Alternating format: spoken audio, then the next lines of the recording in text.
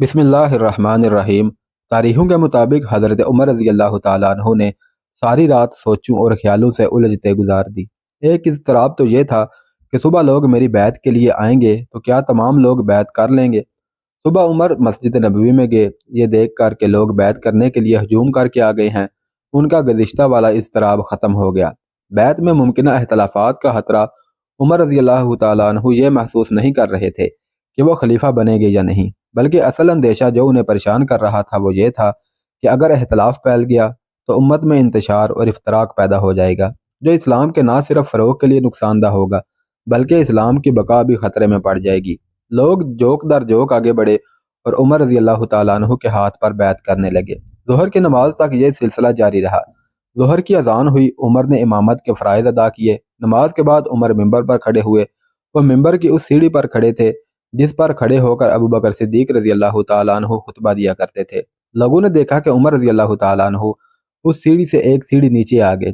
उस पर खड़े होकर पहले अल्लाह की हम्दो सना में चंद कलमात कहे, फिर रसूलुल्लाह सल्लल्लाहु अलैहि वसल्लम पर दरूद भेजा, फिर अबू बकर सिद्दीक मरहूम की खूबियाँ और उनके कारनामे बयान किए और उसके बाद खुतबा शुरू किया। यह खुतबा आज तक तारीख के दामन में लफ्ज़ ब लफ्ज़ महफूज है। ऐ लोगो, मैं तुम में से ही हूँ, तुम जैसा ही एक इंसान हूँ। अगर मुझ में खलीफातु रसूल सल्लल्लाहु अलैहि वसल्लम की हुक्म अदूली की जुर्रत होती तो मैं ये जिम्मेदारी कभी कबूल ना करता।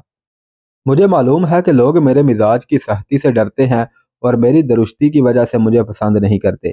कुछ लोग ये भी कहते हैं कि उमर इस वक्त भी हम पर सख्ती करता रहा है, जब हमारे सरों पर रसूलुल्लाह सल्लल्लाहु अलैहि वसल्लम का साया मौजूद था, और फिर वो उस वक्त भी सख्ती करता रहा जब हमारे और उसके दरमियान अबू बकर खाइल थे।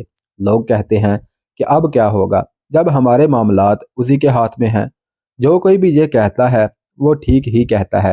मुझे रसूलुल्लाह सल्लल्लाहु अलैहि वसल्लम की मुसाहबत का शरफ हासिल है। मैं रसूल सल्लल्लाहु अलैहि वसल्लम का गुलाम और एक अदना नौकर था। आप सल्लल्लाहु अलैहि वसल्लम के रहम दिली में आप सल्लल्लाहु अलैहि वसल्लम का कोई सानी न था। आपके फरमान के मुताबिक मोमिनीन के लिए राहत और रहमत का सरचश्मा थे। बारगाह रसालत में मेरी हैसियत एक बरहना शमशीर की सी थी। जब रसूल सल्लल्लाहु अलैहि वसल्लम चाहते मुझे नियाम में डाल देते और जब चाहते मुझे बेनियाम कर देते। मैं रसूलुल्लाह सल्लल्लाहु अलैहि वसल्लम की बारगाह में इसी हैसियत में रहा, इस दिन तक जिस दिन अल्लाह ने आपको याद फरमाया और आपने यहाँ बुला लिया। हजूर सल्लल्लाहु अलैहि वसल्लम हर वक़्त तक मुझसे खुश और मुतमईन रहे। मैं अल्लाह का लाख लाख शुक्र अदा करता हूँ कि हजूर मुझसे खुश रहे, और ये ऐसी सआदत है जिस पर मैं सारी उम्र फ़ख्र करता रहूँगा। हजूर के विसाल के बाद आप सल्लल्लाहु अलैहि वसल्लम की खिलाफत अबू बकर सिद्दीक के सुपुर्द हुई। क्या कोई अबू बकर के तहम्मुल, नरमी और करम नवाजी से इनकार कर सकता है? मैं अबू बकर का भी खादिम और मुआवन रहा। मैं अपनी सहती को अबू बकर की नरम मिजाजी में जज़ब कर दिया करता था। मैं एक बरहना तलवार था जिसे अबू बकर नियाम में डाल लेते थे, या किसी बहुत ही ज़रूरी काम के लिए मुझे नियाम से निकाल कर इस्तेमाल करते थे। मैं इसी हैसियत में पूरी फरमाबरदारी से उनके साथ रहा, यहाँ तक कि वो भी हमसे जुदा हो गए। और मैं अल्लाह का लाख लाख शुक्र अदा करता हूँ कि अबू बकर हर वक़्त तक मुझसे खुश और मुतमईन रहे, और उस आदत पर भी मैं फ़ख्र करता हूँ। और अब ऐ लोगो, तुम्हारे मामलात और दीगर तमाम अहवाल की जिम्मेदारी मेरे कंधों पर रख दी गई है। मैं तुम्हें यह बावर कराना चाहूँगा कि मेरे मिजाज की वो सख्ती जिससे तुम नालां थे अब नरमी में बदल गई है। लेकिन ये भी सुन लो कि उन लोगों के लिए मेरे मिजाज की सख्ती कायम रहेगी जो मुसलमानों पर जुल्म व ज़्यादती करते हैं। जहाँ तक उन लोगों का ताल्लुक है जो अमन व अमान से रहते और जुर्रत ईमानी रखते हैं, उनके लिए मैं बहुत ज़्यादा नरम हूँगा। और अगर कोई किसी पर जुल्म करेगा तो मैं उस वक़्त तक उसे नहीं छोड़ूंगा जब तक उसका एक रुखसार ज़मीन पर ना टिका दूं और दूसरे रुखसार पर अपना पाँव ना रख दूं, ताकि वो हक के आगे हथियार डाल दे। लेकिन इस कदर सख्ती के बावजूद अहले अफाफ और अहले कफाफ के लिए अपना रुखसार मैं खुद ज़मीन पर रख दूंगा। ऐ लोगो, मुझ पर जो तुम्हारे हकूक़ हैं वो मुझसे ले लो। मैं ये हकूक़ बयान करता हूँ। मुझ पर तुम्हारा एक हक ये है कि तुम्हारे खिराज और उस गनीमत में से जो अल्लाह तुम्हें अता करे मैं कोई चीज़ ना हक ना लूँ। मुझ पर तुम्हारा ये हक है कि जब तुम में से कोई मेरे पास आए तो मुझसे अपना हक वसूल करके ले जाए। मुझ पर तुम्हारा ये हक है कि तुम्हारे अतियात और वज़ाइफ में इजाफ़ा करूँ और तुम्हारी सरहदों को इतना मुस्तहकम करूँ कि दीन के दुश्मन इधर का रुख ना कर सकें। और मुझ पर तुम्हारा ये हक है कि तुम्हें हलाकत में ना डालूँ और महाज से तुम्हें घर वापस आने से ना रोके रखूँ। और जब तुम किसी महाज पर लड़ने जाओ तो एक बाप की तरह تمہارے اہل و عیال کی دیکھ بھال کروں۔ اے اللہ کے بندو، اللہ سے ڈرو، میرے ساتھ افو درگزر کا رویہ اختیار کرو اور میرے ساتھ تعاون کرو، امر بالمعروف اور نہی عن المنکر میں میری مدد کرو، اور تمہاری جو خدمات اللہ نے میرے سپرد کی ہیں ان کے متعلق مجھے نصیحت کرو۔ میں تم سے یہ بات کہہ رہا ہوں اور اپنے اور تمہارے لیے اللہ سے مغفرت طلب کر رہا ہوں۔ ایک روایت یہ بھی ہے کہ عمر رضی اللہ تعالیٰ عنہ نے یہ خطبہ نماز سے پہلے دیا تھا اور اس کے بعد نماز پڑھائی تھی۔ بہرحال لوگوں کے دلوں میں عمر رضی اللہ تعالیٰ عنہ کی مزاجی صحتی اور درستی کا جو خوف سا بیٹھ گیا تھا وہ بالکل اتر گیا۔ مستند مورخ لکھتے ہیں کہ عمر تو خطبے کے بعد مسجد سے چلے گئے، لیکن لوگ مسجد میں بیٹھے یا باہر کھڑے ان کے خطبے پر تبادلہ خیال کرتے رہے۔ زیادہ تر یہ بات سنائی دی کہ عمر کا ظاہر و باطن ایک ہے اور عمر سختی اور درستی کے باوجود ایک انصاف پسند انسان ہے۔ نخلستان میں موسیٰ اپنے گروہ کے سردار ابو سلمہ اور دیگر ساتھیوں کو ابو بکر کی وفات اور عمر کی خلافت کی تفصیل سنا رہا تھا۔ پھر سب کھانے میں مصروف ہو گئے۔ اب یہ بتاؤ موسیٰ، ابو سلمہ نے کھانے کے بعد موسیٰ سے پوچھا، تم 2 دن وہاں گزار کر آئے ہو، وہاں تم نے لوگوں کا رد عمل اور رویہ دیکھا ہوگا۔ ہاں ابو سلمہ، موسیٰ نے کہا، میں نے یہ تفصیل سنانی ہی تھی۔ اس میں سب سے زیادہ ضروری عمر کا خطبہ ہے جو اس نے مسجد میں دیا تھا۔ میں خود مسجد میں موجود تھا۔ موسیٰ نے عمر رضی اللہ تعالیٰ عنہ کا خطبہ لفظ با لفظ سنایا۔ اور اس کے مخالفین نے بعد میں کچھ کہا تھا؟ ابو سلمہ نے پوچھا۔ کچھ کیا تھا؟ میں نے تو یہ دیکھا ہے کہ جو عمر کی خلافت کے حق میں نہیں تھے وہ بھی اس کے ہاتھ پر بیعت کر چکے ہیں۔ موسیٰ نے جواب دیا، میں تمہیں یہ بھی بتا دینا ضروری سمجھتا ہوں کہ عمر کی شخصیت میں ایسا رعب اور جلال ہے کہ اس کی زبان سے نکلا ہوا ہر لفظ اس کے دشمن کے دل میں بھی اتر جاتا ہے اور وہ اس کی بات کو قبول کر لیتا ہے۔ میں رات تک لوگوں میں گھومتا پھرتا رہا اور اپنی رائے اس طرح لوگوں پر ظاہر کرتا رہا کہ کسی کے ساتھ مخالفانہ بات کی اور کسی کے ساتھ عمر کے حق میں نے دیکھا کہ جو اس کے مخالف تھے وہ اگر اب بھی مخالف ہیں تو بھی انہوں نے اس کے ہاتھ پر بیعت کر لی ہے اور دل کی گہرائیوں سے اسے خلیفہ مان لیا ہے۔ ایک صورتحال ایسی ہے جس سے ہم فائدہ اٹھا سکتے ہیں، وہ یہ ہے کہ عراق اور شام کے محاذوں پر مسلمانوں کے لشکر کچھ کمزور پڑ گئے ہیں اور مدینہ میں کچھ لوگ ایسے ہیں جو فارسیوں کی جنگی قوت سے خائف ہیں۔ ہاں، اسحاق نے کہا، محاذوں کی اس صورتحال سے ہم یہ فائدہ اٹھا سکتے ہیں کہ مدینہ اور گرد و نواح کے لوگوں میں فارسیوں کا خوف پیدا کریں۔ اس سے یہ فائدہ ہوگا کہ لوگ محاذ پر جانے سے ہچکچائیں گے۔ یہ تو تم سب کو معلوم ہے کہ مسلمانوں کی کوئی باقاعدہ فوج نہیں، نہ ان کے پاس تنخواہ دار سپاہی ہیں۔ یہ تو جہاد کا اعلان کرتے ہیں اور مسلمان جوک در جوک جہاد کو فرض سمجھتے ہوئے اکٹھے ہو جاتے ہیں۔ آگے ان سالاروں کی عسکری فہم و فراست ہے کہ وہ ان لوگوں کو فوراً ایک باقاعدہ فوج کی صورت میں منظم کر لیتے ہیں اور ایسے طریقے سے لڑاتے ہیں کہ فتح ان کے قدموں میں آ گرتی ہے۔ ہم لوگوں کو جہاد سے ہٹا سکتے ہیں۔ ناممکن، ایک نصرانی بولا، جہاد کو یہ لوگ مذہبی فریضہ سمجھتے ہیں، ہمیں ناممکن کو ممکن کر دکھانا ہے۔ ابو سلمہ نے کہا، میں پہلے بھی کہہ چکا ہوں اور بار بار کہہ چکا ہوں کہ کوئی بھی کام آسان نہیں ہوتا، اسے آسان بنایا جاتا ہے۔ ہم نے مسلمانوں کے خلاف لڑائی نہیں لڑنی، ہم نے ایک ایسی تلوار سے ان کے عقیدے کو کاٹنا ہے جو نظر بھی نہیں آتی۔ ابو سلمہ نے ابو داؤد سے پوچھا، حبیب اس لڑکی بنت یامین کو مدینہ کب لے کر جا رہا ہے؟ کل یا پرسوں، داؤد نے جواب دیا۔ تم کل صبح روانہ ہو جاؤ، ابو سلمہ نے ابو داؤد سے کہا، مدینہ پہنچو اور ان دونوں کا انتظار کرو، وہ پہنچ جائیں تو ان کے ساتھ رہو۔ حبیب بھی عمر کے ہاتھ پر بیعت کرے گا، تم بھی اس کے ساتھ رہنا، آگے تمہیں معلوم ہے کہ کیا کرنا ہے، ہمارا تمہارے ساتھ رابطہ رہے گا۔ حبیب ابن کعب اپنی نئی بیوی بنت یامین جو کہ یہودی لڑکی تھی اس کو ساتھ لے کر مدینہ چلا گیا۔ وہاں اس کا اپنا مکان تھا، اس مکان سے پتہ چلتا تھا کہ وہ صاحب حیثیت ہے۔ وہ وہاں پہنچا ہی تھا کہ ابن داؤد بھی آ گیا۔ میں تمہارے پاس زیادہ دن نہیں ٹھہروں گا ابن کعب، ابن داؤد نے حبیب سے کہا، میں اپنی بیٹی کو دیکھنے آیا ہوں۔ تم نے مجھ غریب پر جو کرم کیا ہے وہ میں ساری عمر نہیں بھول سکوں گا اور میں اس کا صلہ دینے کے بھی قابل نہیں، پر میں نے اگر کرم کیا ہے تو صلہ لینے کی توقع پر نہیں کیا۔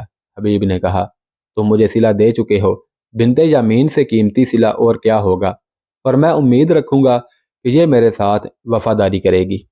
میرے باپ نے اپنی بیٹی آپ کے حوالے کی ہے۔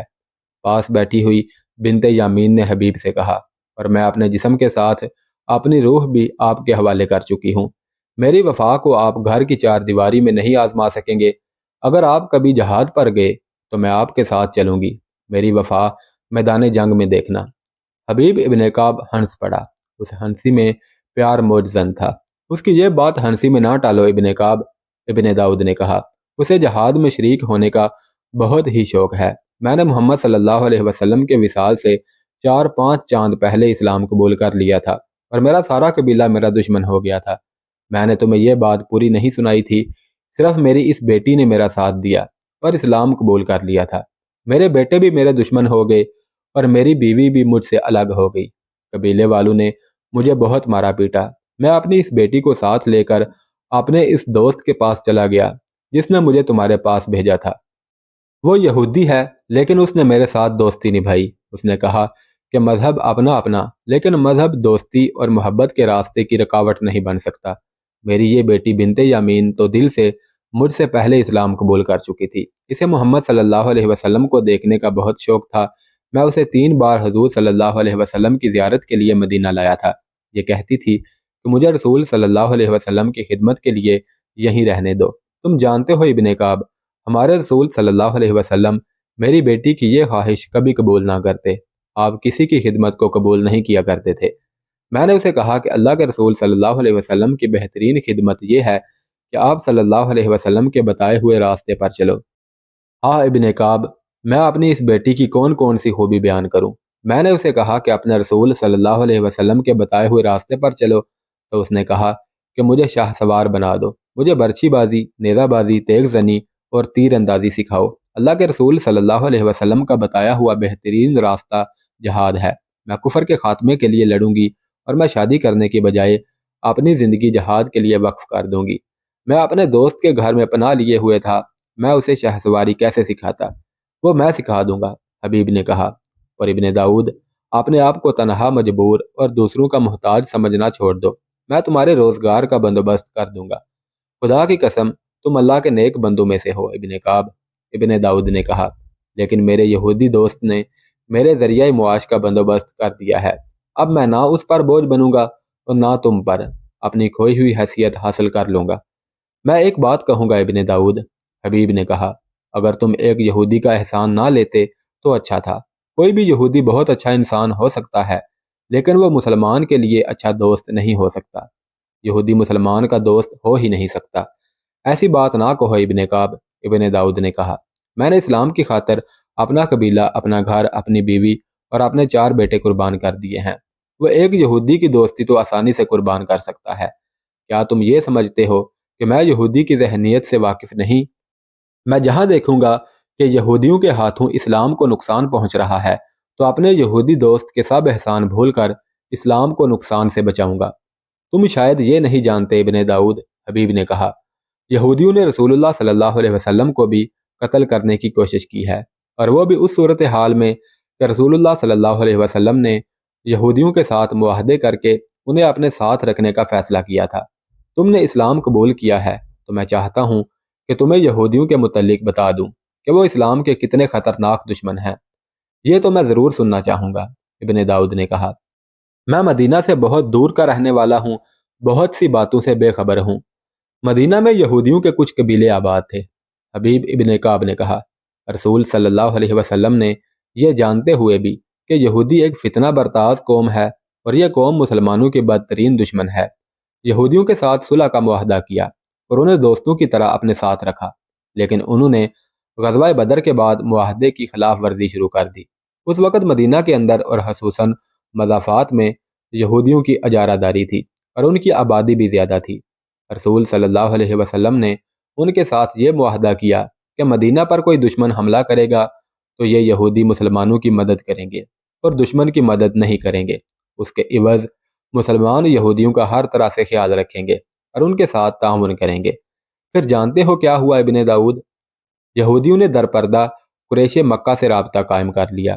یہودیوں کے یہ الفاظ رسول صلی اللہ علیہ وسلم کے کانوں میں پڑے کہ قبیلہ لڑنا جانتا ہی نہیں، مسلمان ہم سے لڑتے تو ہم انہیں دکھاتے کہ لڑائی کس طرح لڑی جاتی ہے۔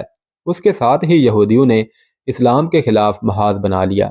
ماہ شوال 2 ہجری میں رسول اللہ صلی اللہ علیہ وسلم نے دیکھا کہ یہودیوں نے صلح کا معاہدہ توڑ ڈالا ہے، تو آپ صلی اللہ علیہ وسلم نے یہودیوں کے خلاف جنگی کارروائی کر کے انہیں مدینہ سے نکال دیا۔ یہودیوں کا یہ قبیلہ بنو قینقاع تھا۔ یہودیوں کا دوسرا قبیلہ بنو نذیر تھا۔ چونکہ اس قبیلے نے معاہدے کا کچھ پاس کیا تھا، اس لیے اسے مدینہ میں ہی رہنے دیا گیا۔ 2 سال بعد اس قبیلے کی ذہنیت بھی بے نقاب ہو گئی۔ کوئی ایسا معاملہ یا مسئلہ پیش آ گیا جس کے متعلق گفت و شنید کی ضرورت پیش آئی۔ رسول اللہ صلی اللہ علیہ وسلم حضرت ابوبکر و عمر کو ساتھ لے کر یہودیوں کے سربراہ کے ہاں گئے۔ آپ صلی اللہ علیہ وسلم اس یہودی سربراہ کے ٹھکانے پر پہنچے ہی تھے کہ کسی نے آپ صلی اللہ علیہ وسلم کو روک لیا اور ایک مکان کی چھت کی جانب اشارہ کیا۔ وہ ایک یہودی کا مکان تھا۔ اس کی چھت پر ایک یہودی جس کا نام عمرو بن حجاج تھا چھپا ہوا تھا۔ اس کے پاس ایک وزنی سیل پڑی ہوئی تھی۔ اسے یہودیوں نے یہ کام سونپا تھا کہ جب محمد صلی اللہ علیہ وسلم اس مکان کے قریب سے گزریں تو آپ کے سر پر سیل گرا دے۔ رسول اللہ صلی اللہ علیہ وسلم کو اس سازش کی اطلاع ملی تو آپ وہیں سے واپس آ گئے اور یہودیوں کو پیغام بھیجا کہ وہ مدینہ سے نکل جائیں۔ بنو نذیر نے نکلنے کی بجائے لڑنے کی تیاریاں شروع کر دیں۔ حضور صلی اللہ علیہ وسلم کے حکم سے بنو نذیر کو تیاریوں کی حالت میں پکڑا گیا اور یہودی مدینہ سے نکالے گئے۔ ان میں کچھ تو شام چلے گئے اور زیادہ تر خیبر میں جا آباد ہوئے۔ تم نے شاید ان کے سرداروں کے نام سنے ہوں گے۔ سلام بن ابی الحقیق، کنانہ بن ربی اور حجی بن احتب مشہور یہودی سربراہ تھے۔ یہ خیبر میں آباد ہوئے اور رسول صلی اللہ علیہ وسلم سے انتقام لینے کی تیاریوں میں مصروف ہو گئے۔ یہودی سازش کے ماہر ہیں۔ انہوں نے مکہ جا کر قریش مکہ کو مسلمانوں کے خلاف بھڑکایا اور وہ دوسرے علاقوں میں بھی گئے اور لوگوں کو مسلمانوں سے یوں خوفزدہ کیا کہ مسلمانوں کو مدینہ میں ہی ختم نہ کیا گیا تو یہ سب کو ختم کر دیں گے۔ تم شاید نہیں جانتے ابن داؤد، یہودی کا دماغ سازش کے سوا اور کچھ سوچ ہی نہیں سکتا۔ یہ ایسے پر اثر الفاظ اور انداز سے لوگوں کو اکساتے اور مشتعل کرتے ہیں کہ ہر کوئی یہودی کی بات کو اپنے دل کی آواز سمجھنے لگتا ہے۔ انہوں نے قبیلہ قریش اور دوسرے قبائل کے سامنے اپنی مثال پیش کی کہ یہودی پشت در پشت مدینہ میں رہتے چلے آ رہے تھے۔ تم دیکھ رہے ہو کہ انہوں نے یہودیوں کو گھر سے بے گھر اور وطن سے جلا وطن کر دیا ہے، اور مدینہ میں وہی چند ایک یہودی رہ گئے ہیں جنہوں نے مسلمانوں کی غلامی قبول کر لی ہے۔ ہاں ابن کعب، ابن داؤد نے معصومیت کے لہجے میں کہا، میں یہودیوں کی ذہنیت اور اسلام دشمنی کے بارے میں جانتا ہوں، لیکن اتنا نہیں جانتا جتنا کہ تم جانتے ہو۔ یہ باتیں مجھے سناؤ۔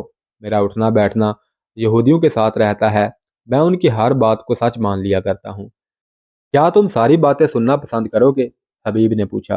اکتا تو نہیں جاؤ گے؟ نہیں ابن کعب، ابن داؤد نے کہا، میں یہ باتیں سننا چاہتا ہوں۔ ان سے زیادہ تو مجھے یہ باتیں سننے کا شوق ہے، بنت یامین نے کہا۔ میں جب اسلام کے کسی دشمن کی بات سنتی ہوں تو میرے جسم میں آگ لگ جاتی ہے۔ میں کہتی ہوں اسے ابھی قتل کر دوں۔ یہودیوں سے مجھے اسی لیے نفرت ہے۔ تم دونوں سننا چاہو یا نہ چاہو، حبیب نے کہا، میرا دل آج ایسا بھر آیا ہے کہ یہی باتیں کرتے رہنے کو جی چاہتا ہے۔ یہ باتیں کوئی پرانی باتیں تو نہیں۔